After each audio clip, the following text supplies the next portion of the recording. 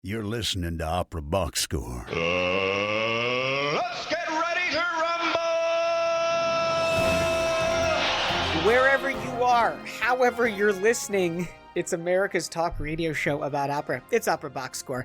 I'm George Cedarquist, joined this week by Oliver Camacho, Matt Cummings, Weston Williams, and Ashley Hardgrave. All right, this episode, we go inside the huddle with Kerriann Otaño, VP of Engagement at Opera Delaware, about getting shushed in her own opera house. And then in Chalk Talk, it's the most underwhelming event in sports, the NFL Pro Bowl. Let's see if the OBS crew can liven things up a bit. Plus, 2-minute drill. The Hessisches Staatsoper in Wiesbaden is in the news. More like Wiesbaden. And am I right? Sure, you subscribe to the podcast, Stitcher, and Spotify. You click follow. Apple Podcasts, hit the plus sign. Send us that voice memo. Email us your hot takes.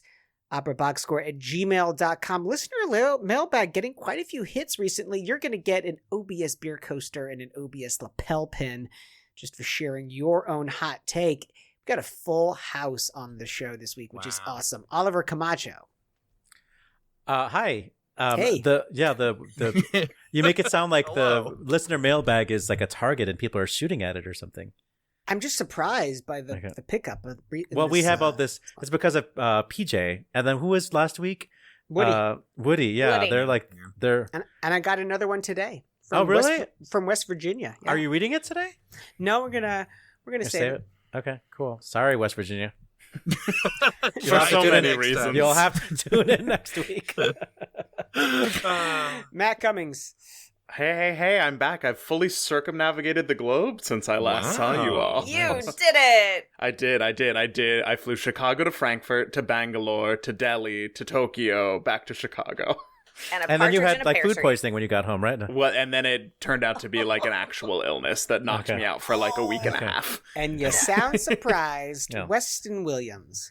I just want to point out we don't have the video component anymore, but now after circumnavigating the globe a la Around the World in 80 Days, Matt's hair and beard combo is truly like 19th century explorer levels of hair. It's great. I love it. It's giving Bridgerton, Yeah.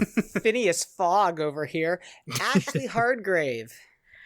Hey, friends. Well, the Super Bowl is already history-making. It's giving history because when, in a couple of weeks, the Chiefs and the Eagles meet up, it's going to be the first time in history that both teams have starting black quarterbacks. Really? This is a big Really?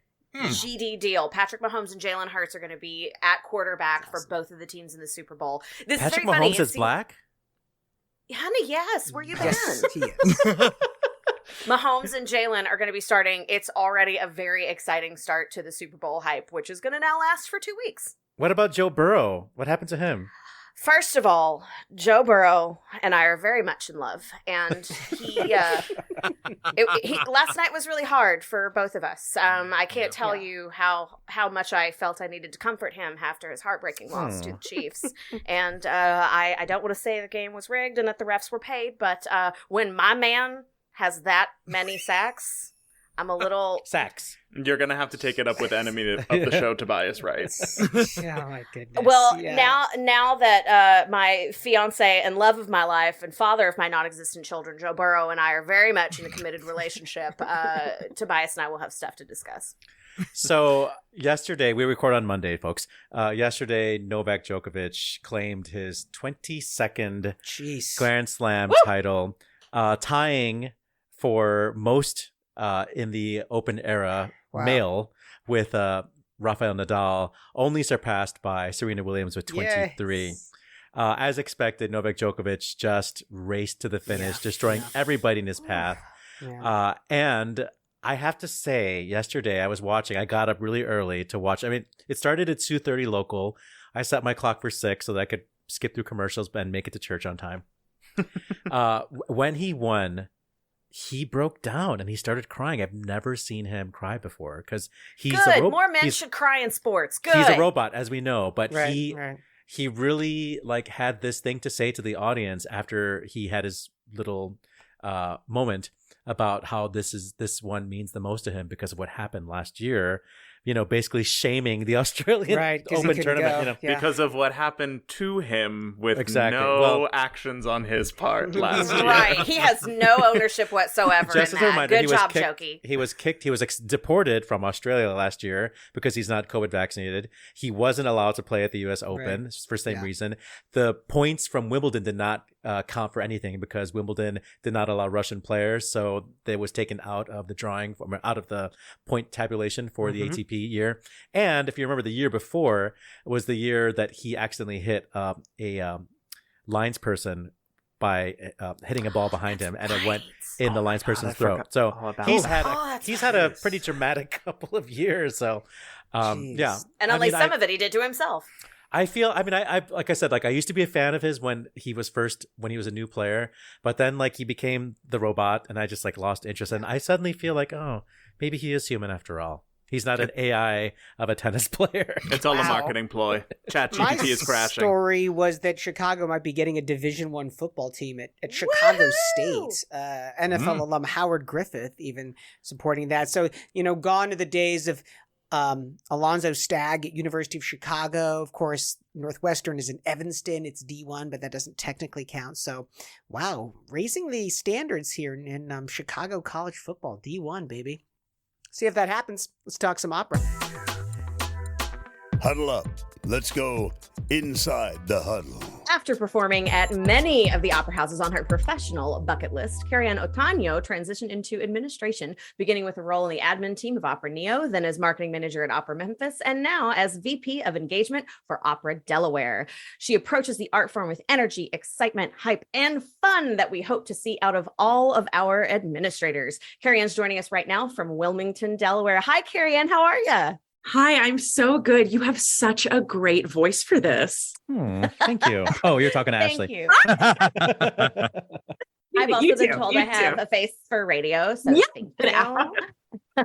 So, all right, Kerriann, let's talk about this.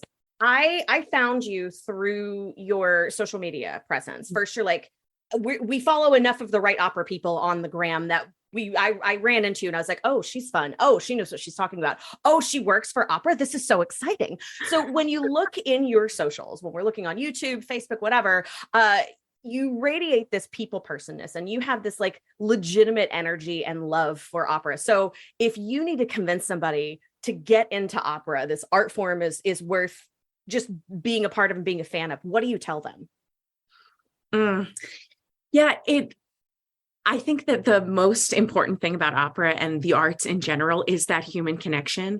I think the reason that people hesitate to buy into opera is because we tell them, hey, come see this opera because we're doing La Traviata. Come see this opera because it's Verdi. Come see this opera because I think that's the wrong approach. I think the correct approach is to say, come see this opera because it's someone that you know. Right? I want you to meet these singers. I want you to hear their perspective. Come see this opera because it's an experience you're never going to forget. With our upcoming production of La Traviata, we are doing a poker tournament where the first place winner gets $1,000, and it's a mixer for young professionals and for our board. Right? So it's an experience that you're never going to forget. It's an experience that you only are going to get with this company this one night. Right? Or come and see this because it's something that you already understand. So our approach for this La Traviata is to say, hey, if you like Moulin Rouge, if you like Pretty Woman, it is the same story as those through the lens of Bridgerton, through the lens of Downton Abbey, right? It's a period piece, but you understand the story. You understand what it's like to be Julia Roberts in Pretty Woman and to be swept up in this romance and to maybe have to walk away from it. You are going to understand and empathize with these characters. And that's what people want. They want to be welcomed into this. They want to understand that they're going to understand, that they're not going to feel stupid in the space, that they're not going to be shushed, that they're not going to be made to feel like they don't belong, that they're going to be looked up and down like they're wearing the wrong thing. That is the power that we have to welcome people to opera. And I take that responsibility very seriously. So when you say VP of engagement, you really are talking about bringing audiences into the theater, trying to find new audiences. Audiences, yes, but artists first. My first passion was for artists and will always be for artists. My first loyalty will always be to artists. I sang professionally for 10 years, and part of the transition was taking responsibility for the people that I care the most about, who are my fellow singers. So part of it is, yes, I want people to experience opera in a new way. I want people to experience opera in a way that makes them feel included, and makes us have invaluable conversations, right? And grow as a community.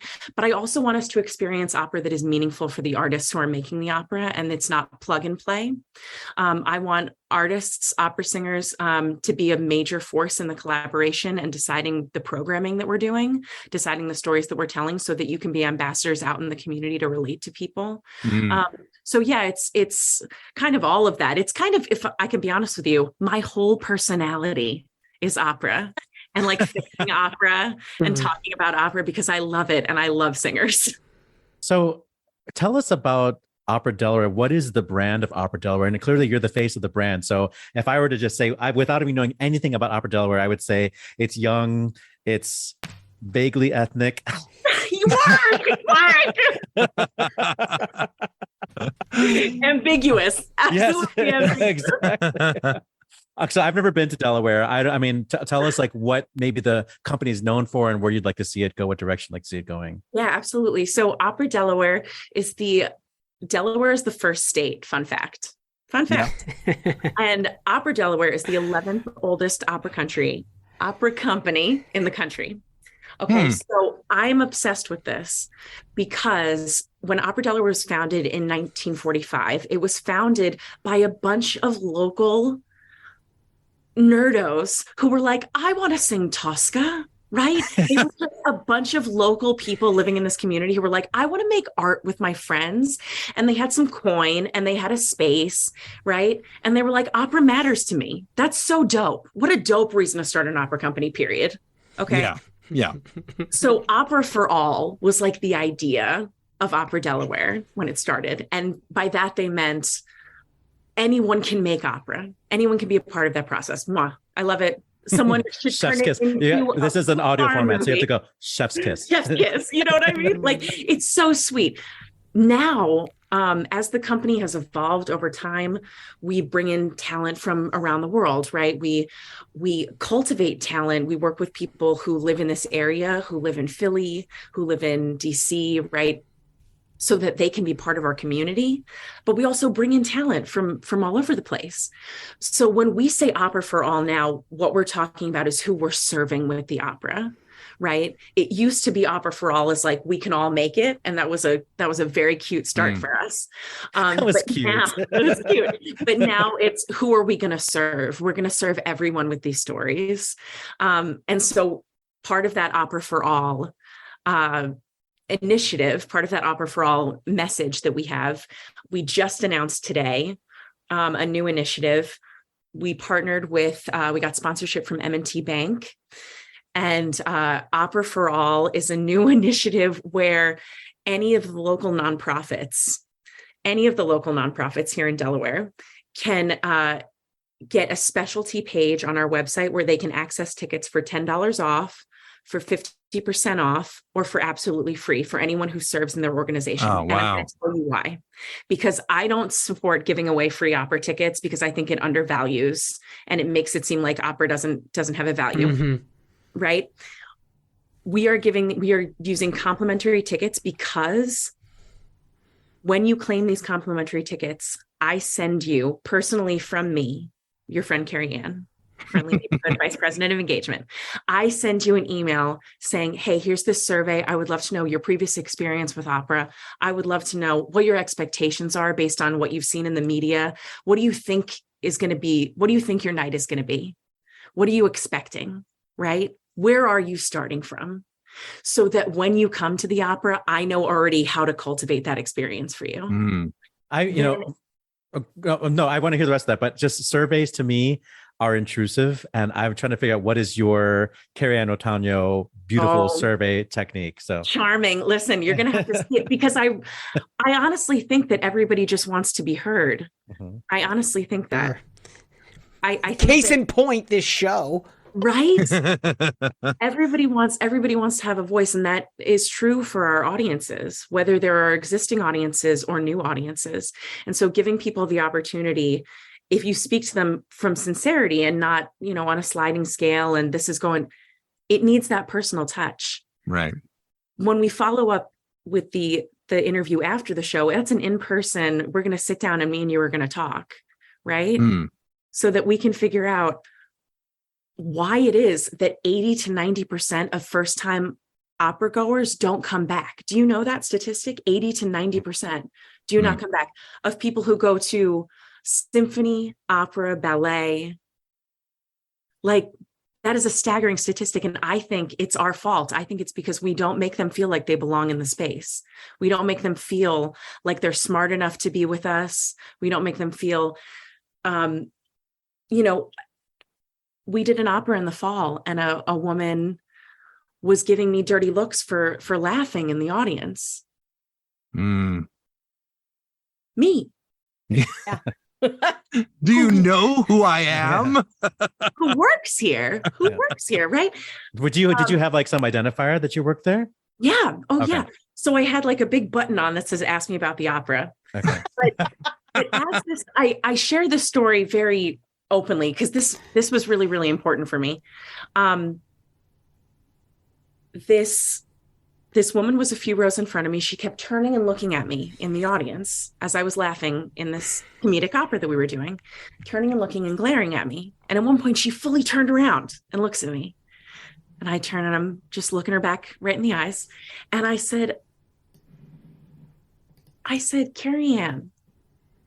And I said, my mom started talking in my head. She said, Kerriann, I raised you better than this. You're certainly not going to be rude to a little old lady, but you are going to talk to her, right? You are going to talk to her because I believe that part of the reason that we don't get new audiences is because when there are people who come to this space, we look at them like they're wrong for reacting the way that they organically react, for laughing or clapping, like they don't know the etiquette, so they shouldn't belong there. And then we give them dirty looks, and we have to get away from that.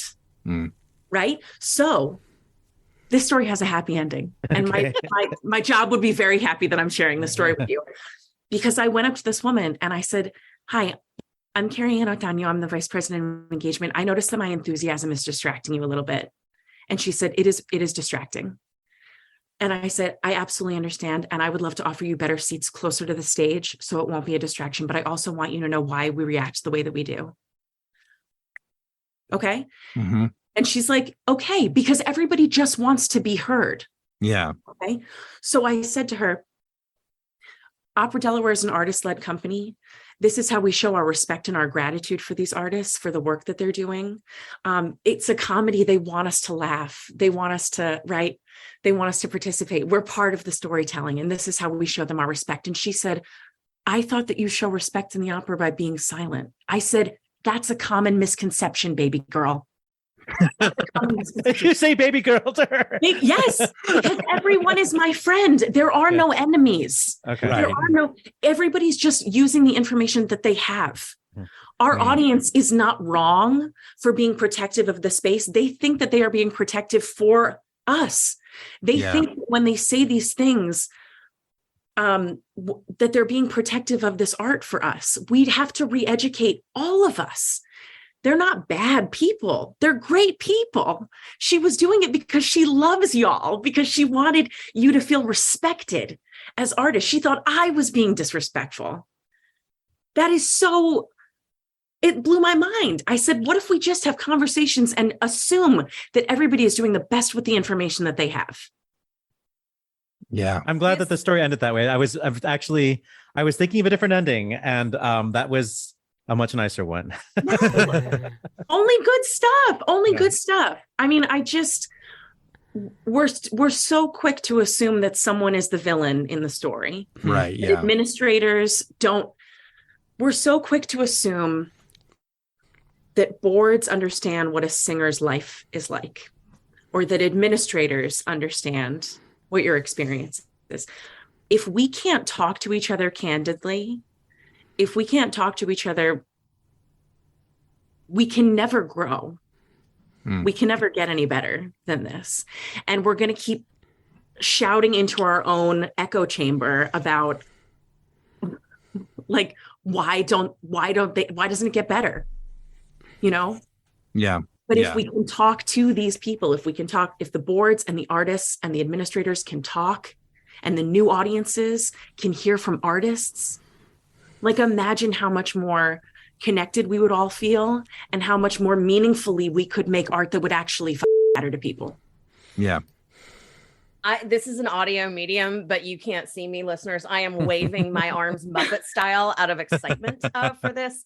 So we have a crack research team here at Opera Box, where we have hundreds of interns that are just dying to their bylines on the show. And we have sent them out. They've picked up a little thing that you said. You mentioned in one of your interviews, the current state of opera being in a renaissance of resilience. I want to hear more about that from you. What is it that we're getting right? What do you think and hope that we continue to do better? Mm-hmm. So this phrase came from my boss, from Brendan Cook, who reminded me that after the plague, historically, after a plague is a renaissance, right? An artistic renaissance. And in part, it's because of the just the gratitude for being alive, if we want to get into our feelings about it, but also it's a need to connect with people, right? And so I think that coming out of the pandemic, we can see more clearly why what we do matters. I certainly was, when I was singing, it was to get to the next gig. Right. I mean, I feel like I made art that I loved, but I wasn't embedded in my community. I wasn't connected to my community. Yeah. I was bouncing from city to city. And that is what led to me dipping from opera, because I had like a serious mental, let's just call it not a good time. I had not a great time with it. Yeah. Right. You know what I mean? I do. Oh my God, I totally just lost my train of thought. Bring me back. We're talking about the renaissance of resilience. So at the end of a plague, I just got like caught up. I was like, oh, am I about to talk about my mental breakdown? No, not today. It'll be another show. We'll bring you back. We'll do it another episode. It'll be great. So the renaissance of resilience comes from I think a gratitude for being alive, a gratitude to be able to connect with people. And I think we're all just hungry for authentic connection. And I think that there's just a curiosity. I've met a lot of teenagers who were coming to the opera for the first time. I've met a lot of millennials and Gen Z, like people who just, it was never on their radar. And they're like, I just want to like feel, I just want to like come somewhere and like feel something, experience something. And I just think like that's the renaissance that we've been waiting for. And we just need to capitalize on the incredible ideas that our artists have and work together. Because the people are hungry for it. Yeah. I think that there's something really inspiring to hear all this. You know, this is stuff, you know, I feel like all of us to some degree are invested in, you know, especially me coming from, I'm originally from Alabama, and the opera scene in Alabama is not the same as it is in Chicago. And I always felt like I had to be the ambassador for what felt like sort of a dying flame in many ways. But it really is inspiring to hear just the possibility of the human connection coming back when the right person sees it in the right context, when they feel welcome. And I just want to thank you for that. I also want to pivot a little bit. So you can be seen online. Obviously, you're on Instagram. I believe you're on TikTok as well. But you also do videos for the Inside the Opera Delaware studio, where you interview singers and that sort of thing, a sort of a Hot Ones style. Let's call them opera creators. Yeah. Yes. Yeah. Exactly. Yeah. And one of the things you ask in these interviews are hype or gripes. Well, what is that? And do you have one for us? I always do. So this is, I call it my hype list or my gripe list, because sometimes you just want to like really celebrate all the good in life. And sometimes like we do need to shine a spotlight on things that are not so hot, right? Sounds familiar, huh, guys? Are y'all about that life? No, we have our own segment called Good Call, Bad Call at the end of our show. Yeah. I love. So I call myself the opera hype girl because I just love talking about all the things that I love. But then I also want to shine a spotlight if people want to gripe. So I would say for me, I'm probably going to have to hype. I'm going to have to hype up the fact that conversations like this are happening in a public space, that artists and administrators are not just talking behind closed doors or in, hushed conversations. Because I think for too long, it's been an us and them. And I think I talk to a lot of administrators who, like me, are so excited and love singers and really want like amazing things to happen. I talk to so many directors who like want to empower creativity. So many composers, like the whole infrastructure is there for us to empower and create together, but we're just kind of siloed, and we need to be having more conversations where we talk openly. Is there a gripe to go along with the hype? Oh, there's always a gripe. There's always a gripe.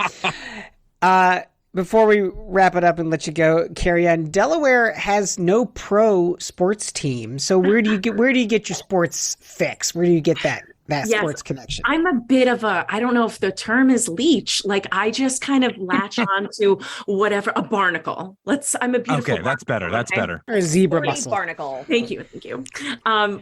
Like whatever team is doing well and is nearby. If people are going to be out at a bar, I don't even drink, but if people are going to be out at a bar like cheering, I want to be a part of that. So right now I live in Delaware, and that means it's Philly. So like, let's go Eagles, caw. I don't know what the vibe is. Birds. Something about birds. It's Fly Eagles Fly. The last time they were in the Super Bowl, my cheer for them was sad Tom Brady, because they were playing the Patriots and I wanted Tom Brady to lose. So yes, go Birds. Circling back to your Traviata immersive experience, you have, was it like a poker game that you're doing like before the show? Oh my gosh, I honestly could talk about this forever. Just tell me a little bit about it. but the poker game is we're going to have 42 players. We're going to have six. We're going to have 6 tables. Yeah. We're going to play for an hour and a half, and then the winners are going to go to a smaller final round. $1,000 for the winner, $500 second place. Can I give you this one? Like, this is going to really put it over the top.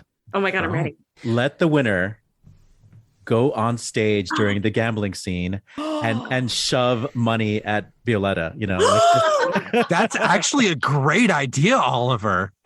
You whore! Take your money back. Thank you. I love this so much because I just keep talking about this idea and it keeps evolving, to be honest with you. So I'm totally going to take your advice on this.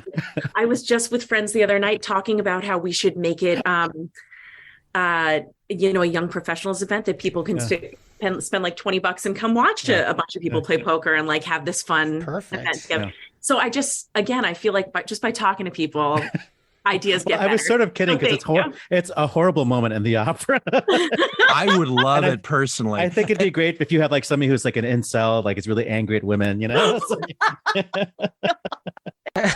If it goes horribly wrong, which it undoubtedly will, you can just blame Oliver and I will scot-free. Yeah. And I will unapologetically. Yeah, I will. I love that your idea of making opera better has to do with talking, and part of that is talking to us, and we are so grateful that you took some time out to talk to us. Kerriann, Otaño, thank you so much for joining us here on Opera Box Score. Thank you so much. It was my pleasure.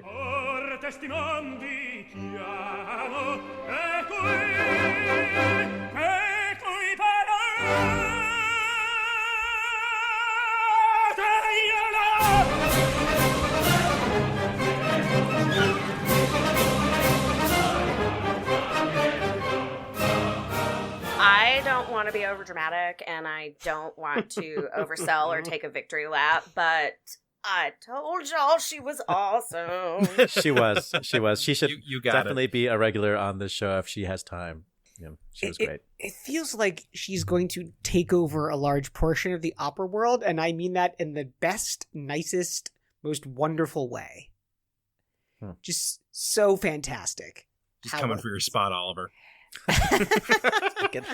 Take it. Thanks again to Kerriann Otaño for hanging out with us.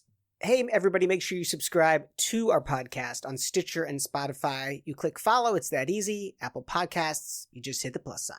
Chalk Talk, that's now. Chalk Talk on Opera Box Score. The Pro Bowl is perhaps the most mediocre event in pro sports. Like, literally nobody likes the Pro Bowl. Fans don't like it because it's boring. The league says they want to get rid of it. The players hate it because they think they're going to get injured. And so I've been trying to figure out, like, should I even bother to watch the Pro Bowl? It's essentially, as you might know, the all-star game of the NFL season, which, unlike all the other all-star games, does not happen in the middle of the season, but at the end. This year, things are different. First of all, Peyton Manning is coaching one side against his brother, Eli Manning. I forget who's coaching. One side is the AFC and the other side is the NFC. One's in red, one's in blue. This year, it's going to be a flag football game. Oh my God. Ashley can't even speak. Ashley's This just has big Rob Lowe wearing an NFL cap vibes. It really Move does. over, college intramurals. Here comes the Pro Bowl. So, first of all, I'm going to actually watch this year. But more importantly, it got me thinking about who would I want from Operaland to play in a flag football game? Oh, I've got it. I'm already Okay, ready. go I'm ahead. ready. Oh, do you want me to begin or should we go down the list? No. I want you to begin. Yeah, you were Okay. enthusiastic. We'll so. go backwards. Yeah. We'll start with you and then we'll go to Weston. Okay. Very fair, very fair. Well, if we are thinking about performances of 2022, who is awesome / who do we want to see in a flag football game? For both of those answers, mine is Will Liverman. He had an amazing 2022, and I bet he's real fast. Is he more like the receiver type or the rusher type, do you think? I mean, I definitely see him as a running back. Yeah, I think feel you're like right. he's able to your running backs need to multitask. You need to be Yes. running straight, but you need to have your eyes on the prize of the goal line, but you need to be able to turn around. I'm getting redneck. Shake and I'm in my bake, football voice. I'm ready. Yeah. But so you need to be able to run forward and then every so often look back and be ready to connect with a, wheezing, hurling thing coming at your head. And I think he has the ability to do both. I think this would be before we go to Weston, I think this would be the perfect opportunity to just shout out that Will Liverman's opera, which opens the day after you hear this podcast, if you're downloading it on the day we release, Will Liverman's opera Factotum, loosely based on the Barber Seville and Barbershop, is opening at Lyric Opera Chicago. So it's who knows what it's going to sound like. I've not been to rehearsal. It's supposed to be like apparently they played a lot of flag football in rehearsal in the parking lot. So anyway, you should read the article from the New York Times. I think Zach Wolf probably wrote it. I'm not sure who wrote it. But for him to get that type of coverage and for Chicago to be, spotlighted as a city that is like doing something, that's good for the future of opera. We never do. So thank you, Will, for giving us a point there. And it's rare enough when the New York Times remembers that Chicago exists and to do it for opera. Very true. Flyover So zone true. here. All right, Weston, who's on your flag football roster? I think we have a little bit of a connection here, a connecting line, if you will. I think we need a composer on the team. I think, and that should be, if we're going to, again, base this on their recent goings on in terms of a rising star nature, Terrence Blanchard is going to be the talk of the town. He's already taking over all of Lincoln Center this year with what are we calling it? Blanchard Palooza? Blanchella. That's right. Blanchella, yeah. I mean, he is just he's got a million things going on. He knows what the next play is. He's thought everything out in advance. He's working on everything. He can coordinate people. I think that's what the quarterback does. So I think he should be the quarterback. That's my pitch. I was going to say offensive coordinator, but I could see him going into quarterback. He's more quarterback. It's sort of like Blanchard to Liverman. Oh, man. And he is out of there. Matt Cummings, who's it going to be on your Pro Bowl opera roster? So I got to go with one of the most powerhouse performances that I've seen in the last year, because every pro Bowl team needs a powerhouse, obviously, and that has to be Rachel Willis-Orison. Yeah, baby. Based on her exquisite Elizabeth in Don Carlo. And probably for a flag football game, we're going to be fine to stick her in the offensive line because she can take you down with her voice alone. Yeah. And she has a new recording of the Strauss 4 Last Songs that just dropped, so. Perfect. But because she is so versatile, I think she moonlights on special teams. She could go in a kicker if necessary. Oh, wow. Wow. Maybe even a fake punt here and there. That would be awesome. Oliver Camacho, pick somebody for your Operaland Pro Bowl flag football roster. So when I went to hear the Barber Seville at the Met in 2000 and I'm going to say 7, I remember in the Drunken Sailor scene of the end of the first act that Juan Diego Flores used to do a high jump onto a table on the stage. And apparently he did that a lot in the early part of his career. I interviewed him on my show for my other job, and he told a story about this jump that he used to do because as a youth, he was an athlete. He was a high jumper. So I'm not sure. I'm not sure if I know the rules of flag football, but if we need somebody or high jumping, if we need somebody for jumping, maybe here's my pitch. We can position him next to the goalpost, and he could be the ball jumping into the goal. Okay, and then we're good to go.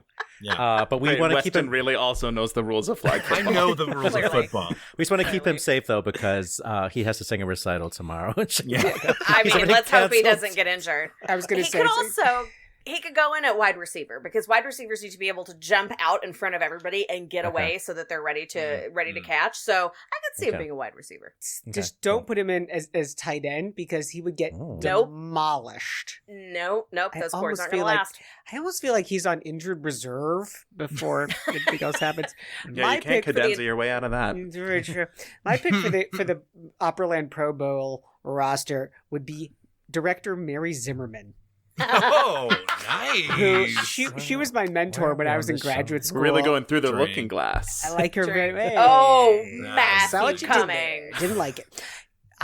Mary would be the first person to tell you that she knows probably next to nothing about sports. Which is what I want in my Opera Pro Bowl team. But she's just so darn smart that you would just watch for a few minutes and then she'd be the ultimate coach. And she would just make head coach, all these adjustments, which would involve 40-foot pieces of blue silk.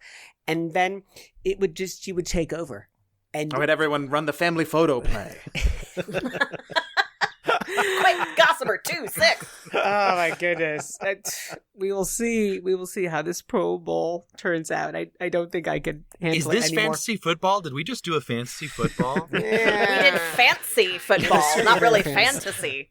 It's fantastical, that's for sure. Well, you can let us know who you want to see play in a flag football game. You just send us a voice memo or email us your hot takes, operaboxscore@gmail.com. Get all that OBS merch. Right now, you're going to get the 2-minute drill. This just in, the 2-minute drill. All right, listen up. Here's everything you need to know about what happened in Operaland this week. A continuation of the defunding of opera in England story. A number of opera houses in the UK have released a joint statement calling for the Arts Council England to, quote, develop a strategy for opera provision based on industry consultation, audience insight, and data. No strategy for opera currently exists or is planned for the Arts Council England to make such fundamental and irreparable changes to opera provision in the country in the absence of such a strategy is reckless and threatens the UK's cultural standing in the world. And tit for tat, just like that, Arts Council England replied, we have a single 10-year strategy, Let's Create, which shapes all of our investment and development decisions. We will not, therefore, develop separate art form or sub-art form strategies. But as the National Development Agency for Creativity and Culture, for the past few months, we have been planning to commission an independent piece of analysis designed to focus on consideration of opera and music theater in relation to Let's Create. Great, that clarifies... nothing? The Royal Opera House has severed ties with British Petroleum after 33 years of sponsorship from the oil giant. Quote, "We are grateful to BP for their sponsorship, which has enabled thousands around the country to see free opera and ballet through our BP big screens." According to ROH, the separation was mutual. And unless we hear the same from BP, the separation was not mutual. Norway's Queen Sonja singing competition has banned Russian and Belarusian singers from the 2023 competition, saying, quote, "The competition board endorses Norway's condemnation of Russia's illegal and brutal attacks on Ukraine and stands in solidarity with Ukraine and its citizens. Applications from singers with Russian or Belarusian citizenship will therefore not be accepted." Ukrainians will not perform at this summer's International Wiesbaden Festival if Anna Netrebko performs. Ukrainian Consul General Vadim Kostyu said Ukrainians are not allowed to perform in the same place as Netrebko due to sanctions imposed on the soprano in Ukraine. Speaking of Wiesbaden, the Bulgarian-Israeli conductor Ilya Yosifov has resigned from his post at the Hessian State Theater due to anti-Semitic bullying, saying he'd been subjected to, quote, "systematic anti-Semitic belittling and months of harassment" by managing director Holger von Berg. According to Josephoff, von Berg refused to remove a Wagner poster featuring a swastika. Musicians in the Minnesota Opera Orchestra authorized a strike on January 27th. The unanimous vote comes after the orchestra has been working without a contract for 6 months. Players say management has cut their work by more than 40%, has not guaranteed their future employment, and has not shared a strategic plan or detailed company vision with financial information about the organization. Said bassist John Smith, "We are an asset to this community. Without an orchestra, it isn't an opera." Mezzo-soprano Stephanie Blythe will be performing in San Diego Opera's upcoming production of Gianni Schicchi next month as Gianni Schicchi. Quote, "I have tried to eschew the idea of voice category my entire career and have been grateful to sing a myriad of roles that roam the very edges of the definition of a mezzo-soprano," says Blythe. "In singing Schicchi as a man, I am not only exploring gender, but also using a part of my voice that has developed more and more as I grow in age and experience."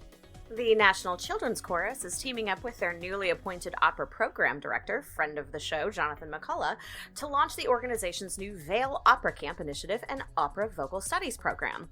The Vale Opera Camp is where the next generation of opera creators can go to hone their skills with guidance from industry international professionals.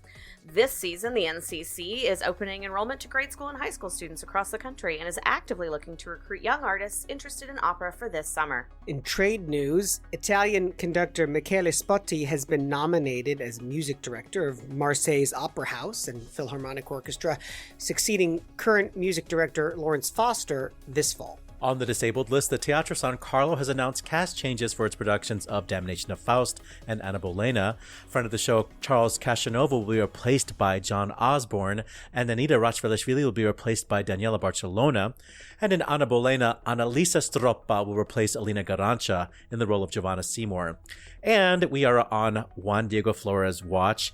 The Peruvian tenor has canceled his Kennedy Center recital and his Carnegie Hall recital and is scheduled to sing tomorrow in Chicago, January 31st. We'll let you know how that turned out next week. The Teatro dell'Opera di Roma has announced a cast change for its new production of Aida. The role of Radames will now be sung by Gregory Kunde, replacing Fabio Sartori, who is out due to illness.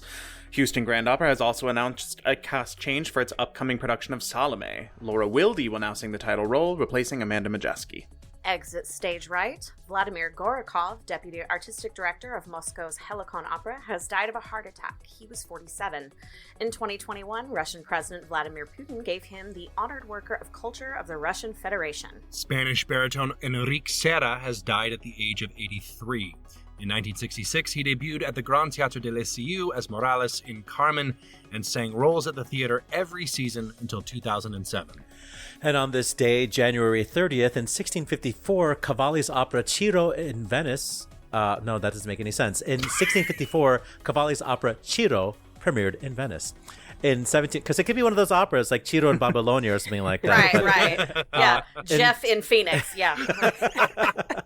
My favorite Baroque opera. In the year 1700, Alessandro Scarlatti's opera L'Heracles premiered in Naples.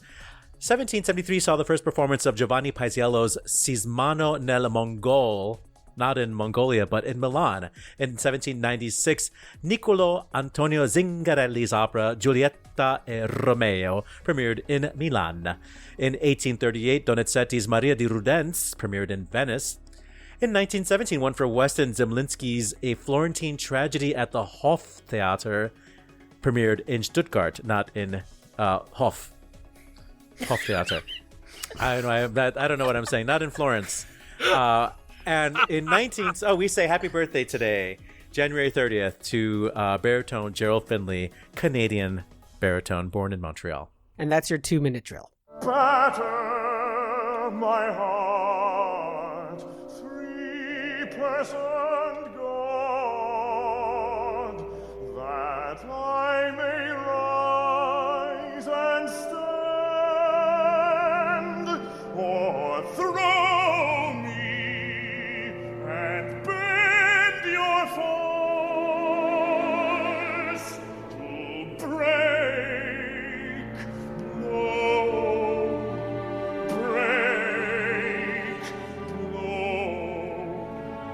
break, blow, burn, and make me new.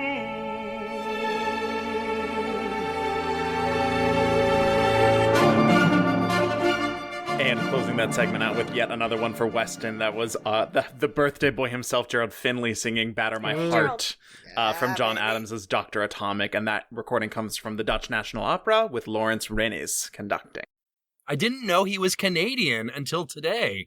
I was convinced he was just some Midwestern boy. He's that nice. When LeBron James was leading the Cleveland Cavaliers to their championship, he popularized this t-shirt which said, Cleveland versus everyone. And then everybody started taking over that shirt. It was like, yeah, Detroit versus everyone, and like Charleston versus everyone. And it was like this kind of like, you know, bad boys type of thing. I want the shirt which says Arts Council England versus everyone.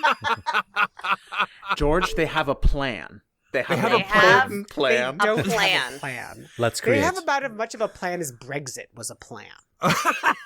That's how you Brits do things, I guess. And we I don't all know how that turned out. You just keep saying you have a plan and telling everyone to stop asking about it. It's worked for me all my life. Let's create. It feels like they're working in a Montessori school. You know what I mean? I don't get it. Yeah, my niece that lives in like Long Beach, California, that is definitely the type of like play-based school where she'd play in the mud for 4 hours, and that's 4th grade. Yeah. My favorite part is the one where they're like, of course we're not going to come up with a separate plan just for opera until we come up with the whole plan. And then we'll come up with a separate plan just for opera after we've already done it wrong for a year. There's the jugglers and the tap dancers. We got to make a plan for them too. Well, I mean, here's what it is, though. That wording is very specifically saying, this ain't about you. You're not special. That's what this is saying. Yeah. Ashley can read Marcom fluently. Special skill, hair flip.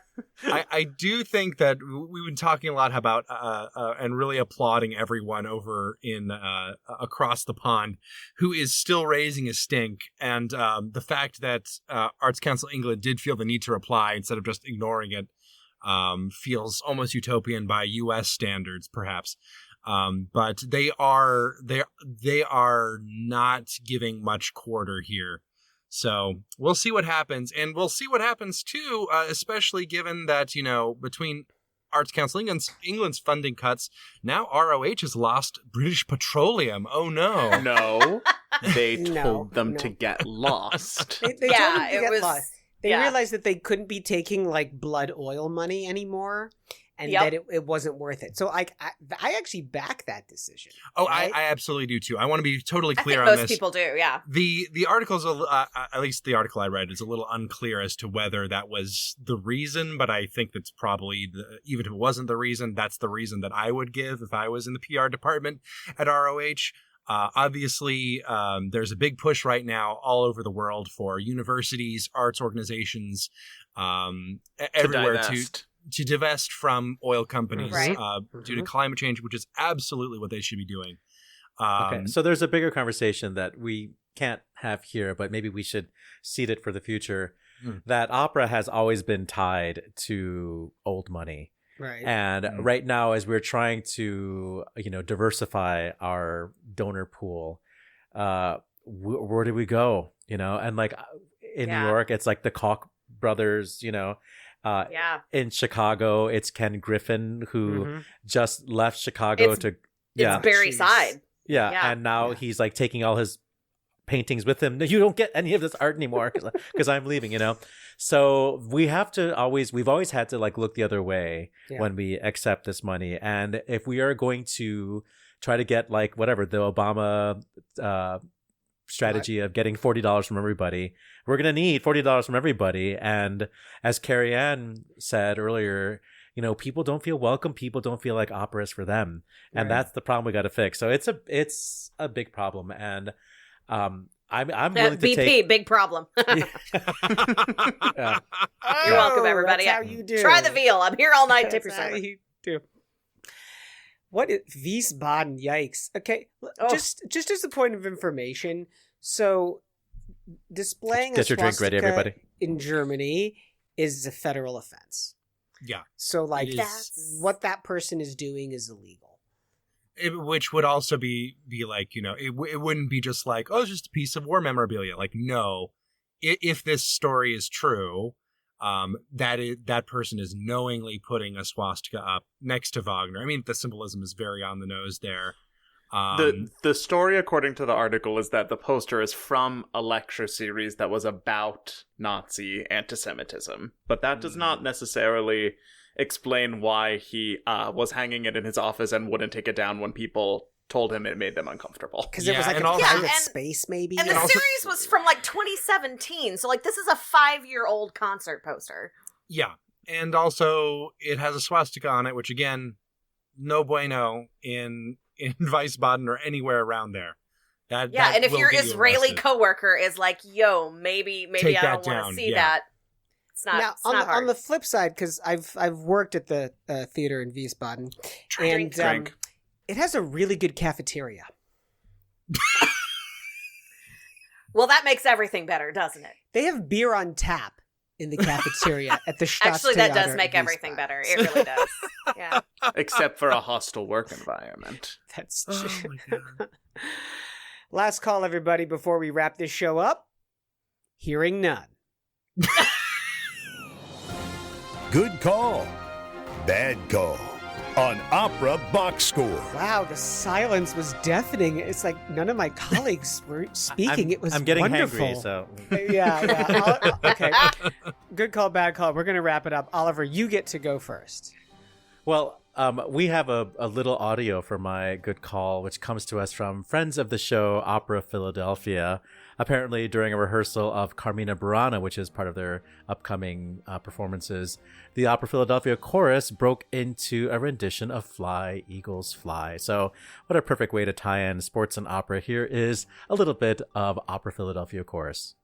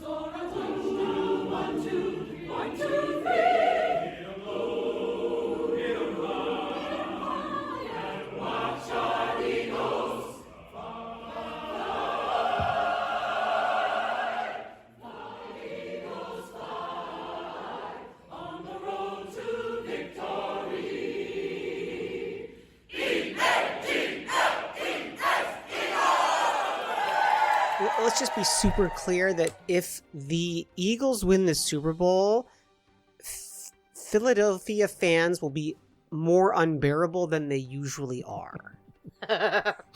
Frank, you okay over there, Frank? Y'all all right? Matt Cummings.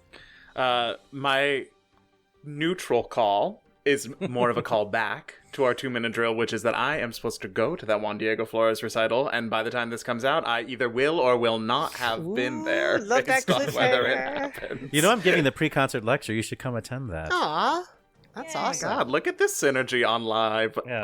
on live podcast. Will you be doing the pre-concert lecture if he doesn't show up? Will you just perform for us? If I have been in constant contact with the events coordinator Are for you this thing. covering the recital? Do you have to sing all Do of you that still rap get if he doesn't paid show one up? way or the other? Mhm. Weston Williams. I have a good call that leads into a bad call. A good call, there's a fun little tiny article in the New York Times called "An Opera House Inspired by More Than Music." I'm sure we'll put it in the show notes here. This is a little story about the Paris Opera House and talks about the lake underneath and the phantom. And if that sounds familiar, it's because that's my bad call. I tricked you because we totally did this in the Halloween episode like We a year already ago. did it. That was my segment. Sam Lubel, I see you. I see you listening to our podcast, but you're 6 months behind for some reason. I see you stealing my contacts, my beautiful story. Thanks for nothing, Sam. That's my bad call. That's the most My excited intellectual I've ever property, you meant seen to say. Weston. Yeah. Ashley Hargrave. So I have a sad call into another call. We here in Chicago lost a legend today, Bobby Hull, who is a Chicago Blackhawks legend, hockey player extraordinaire. In his 80s, he was in his 80s when he passed, but he led Chicago to the 1961 Stanley Cup Championship. The whole city of Chicago is a little bit darker tonight in the hockey world because Bobby Hull has left us. Rest well, sir. And my questionable call is that I'm going to need... no matter what your religious affiliation, I'm going to need y'all to start praying for me and my vocal cords because she is dusty and I got to break her back out to start singing again. Tried to sing some Mozart arias and boy howdy, my brain and body don't remember how to do stuff. So opera fans, if you could lay hands, pull some moon water, move some crystals, something. Just think some positive thoughts and hopefully my Donana comes back. Amen. Thank you. Praise him. I got to see my favorite opera in the repertoire over the weekend, Benjamin Britten's Albert Herring. I adore this piece. The music is fantastic. The libretto is utterly hilarious, this production at Chicago Opera Theater. It did make me think Dame Jane Glover, who was conducting it, is a dead ringer for Margaret Thatcher. How dare you mention No. those two women in the Wow. same sentence? And I've worked with Jane Glover, and I'm not saying that's a I was about to say Margaret compliment. Thatcher. I'm not saying it as a compliment to compare her to Margaret Thatcher. It just something. It was a lookalike. That's all it was. Huh. It was just All a right. lookalike. That's it for this We're week's gonna edition. be canceled. Watch. Just lost the all list- of our English audience. The listener's mailbag will overflow once again with aerograms. That's it for this week's edition of America's Talk Radio Show about opera. Make sure you subscribe to the show wherever you get those podcasts. Send us a voice memo. Email us your hot takes, operaboxscore@gmail.com. And you can find links to stuff we've talked about at our website, operaboxscore.com. That's also where you can put your money where our mouths are. Give back to the OBS on our donate page. Your announcer is Norm Waddell. Your creative consultant is Oliver Camacho. And your audio editor is Weston Williams.